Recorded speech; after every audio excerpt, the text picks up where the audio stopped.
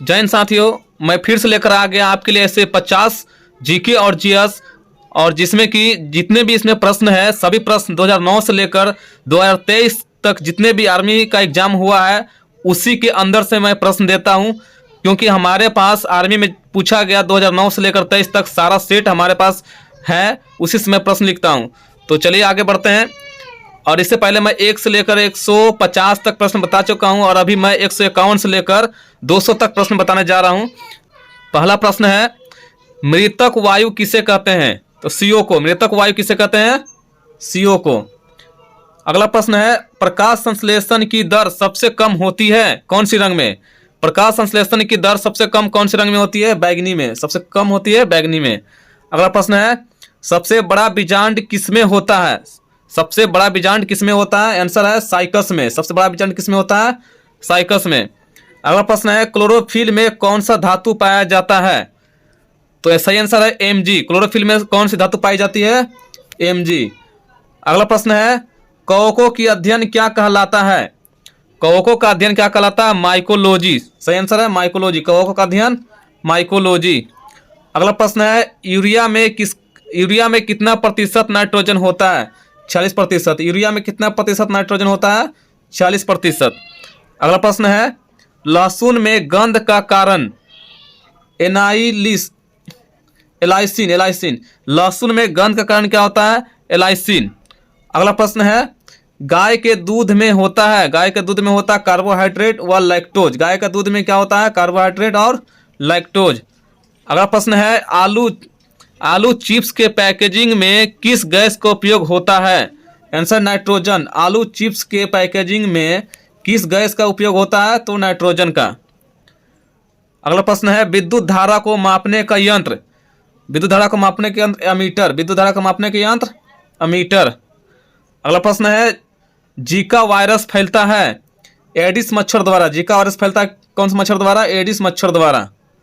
अगला प्रश्न है, दीवार से टकराकर रबर बॉल का वापस आना न्यूटन के किस नियम से संबंधित है?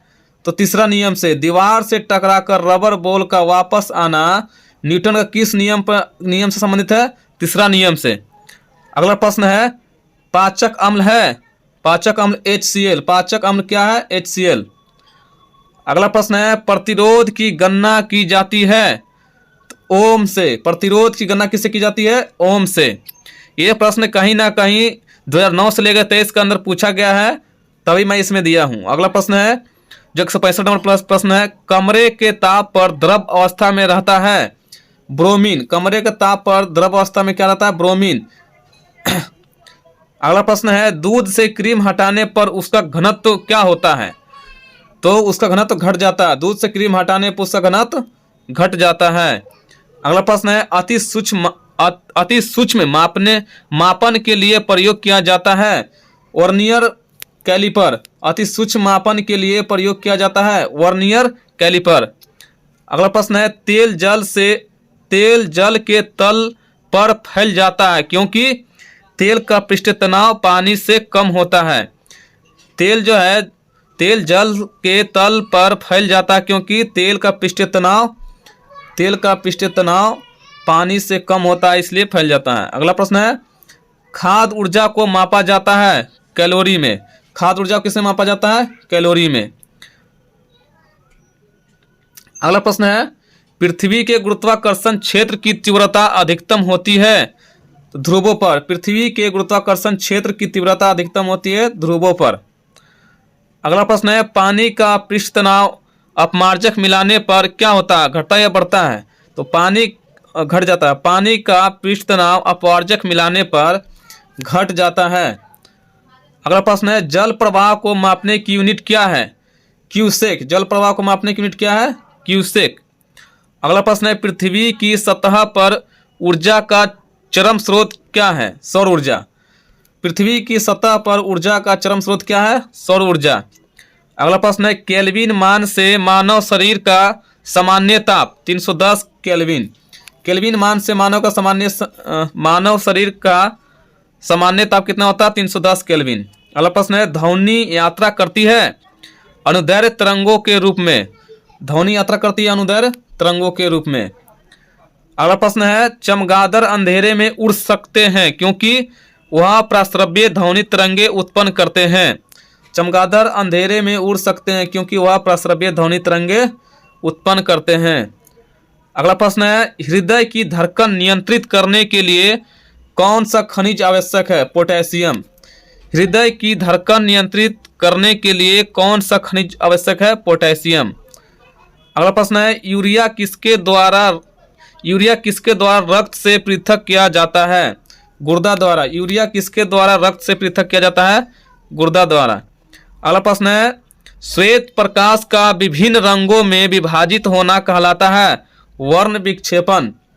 श्वेत प्रकाश का विभिन्न रंगों में विभाजित होना कहलाता है वर्ण विक्षेपण। अगला प्रश्न है, भैंस के दूध में औसत वसा की मात्रा कितनी होती है? 7.2%। भैंस के दूध में औसत वसा की मात्रा कितनी होती है? 7.2%। अगला प्रश्न है, बर्फ पानी पर क्यों तैरती है? तो बर्फ का घनत्व पानी से कम होता है इसलिए तैरता है। बर्फ पानी पर क्यों तैरता है? तो बर्फ का घनत्व पानी से कम होता है इसलिए तैरता है। अगला प्रश्न है, शरीर के किस भाग में पीत का निर्माण होता है? यकृत में। शरीर के किस भाग में पीत का निर्माण होता है? तो यकृत में। अगला प्रश्न है, मानव शरीर की सबसे बड़ी मिश्रित ग्रंथि कौन सी है? तो अग्न्याशय। मानव शरीर की सबसे बड़ी मिश्रित ग्रंथि कौन सी है? अग्न्याशय। अगला प्रश्न है, सबसे अधिक अपवर्तनांक वाला आंख का अंग है? तो क्या है? लेंस। सबसे अधिक अपवर्तनांक वाला आंख का अंग क्या है? लेंस। अगला प्रश्न है, किलोवाट घंटा एक यूनिट है? किसका यूनिट है? ऊर्जा का। किलोवाट घंटा एक यूनिट है किसका है? ऊर्जा का। अगला प्रश्न है, बॉल पेन किस सिद्धांत पर कार्य करता है? पृष्ठीय तनाव पर। बॉल पेन किस सिद्धांत पर कार्य करता है? पृष्ठीय तनाव पर। अगला प्रश्न है, माइक्रोस्कोप के लेंस होता है? कौन सा लेंस होता है? उत्तल लेंस। माइक्रोस्कोप का लेंस होता है उत्तल। अगला प्रश्न है, मनुष्य में लिंग निर्धारण निर्भर होता है पुरुष के क्रोमोसोम पर? मनुष्य में लिंग निर्धारण निर्भर होता है तो पुरुष के क्रोमोसोम पर। अगला प्रश्न है, तंत्रिका तंत्र की इकाई को कहते हैं? न्यूरॉन कहते हैं। तंत्रिका तंत्र की इकाई को क्या कहते हैं? न्यूरॉन। अगला प्रश्न है, हाइड्रोफोबिया रोग उत्पन्न होता है विषाणु से? हाइड्रोफोबिया रोग उत्पन्न होता है विषाणु से। अगला प्रश्न है, प्राकृतिक गैस का मुख्य घटक है? मीथेन। प्राकृतिक गैस का मुख्य घटक क्या है? मीथेन। अगला प्रश्न है, सोना घुलनशील है अम्लराज में? सोना किसमें घुलनशील है? अम्लराज में। अगला प्रश्न है, आकाश का रंग नीला दिखाई देता है प्रकाश के प्रकीर्णन के कारण? आकाश का रंग नीला दिखाई देता है किसके कारण? प्रकाश के प्रकीर्णन के कारण। अगला प्रश्न है, सर्वाधिक यौगिक बनाने वाली अक्रिय गैस कौन सी गैस है? जीनोन। सर्वाधिक यौगिक बनाने वाली अक्रिय गैस कौन सी है? जीनोन। अगला प्रश्न है, चुंबकीय क्षेत्र का मात्रक कहलाता है? गॉस। चुंबकीय क्षेत्र का मात्रक कहलाता है गॉस। अगला प्रश्न है, सीसा का निष्कर्षण मुख्यतः किया जाता है? गैलेना अयस्क से। सीसा का निष्कर्षण किससे किया जाता है? गैलेना अयस्क से। अगला प्रश्न है, ज्योति तीव्रता का मात्रक है? कैंडेला। ज्योति तीव्रता का मात्रक क्या है? कैंडेला। अगला प्रश्न है, प्रकाश संश्लेषण के समय निकलती है ऑक्सीजन गैस? प्रकाश संश्लेषण के समय कौन सी गैस निकलती है? ऑक्सीजन। अगला प्रश्न है, शैवालों की कोशिका भित्ति बनी होती है सेल्यूलोज की? शैवालों की कोशिका भित्ति बनी होती है किसका? सेल्यूलोज की। जो अब आखिरी प्रश्न है जो 200 नंबर प्रश्न है, 1 किलोग्राम राशि का वजन होता है 9.8 न्यूटन। 1 किलोग्राम राशि का वजन कितना होता है? 9.8 न्यूटन।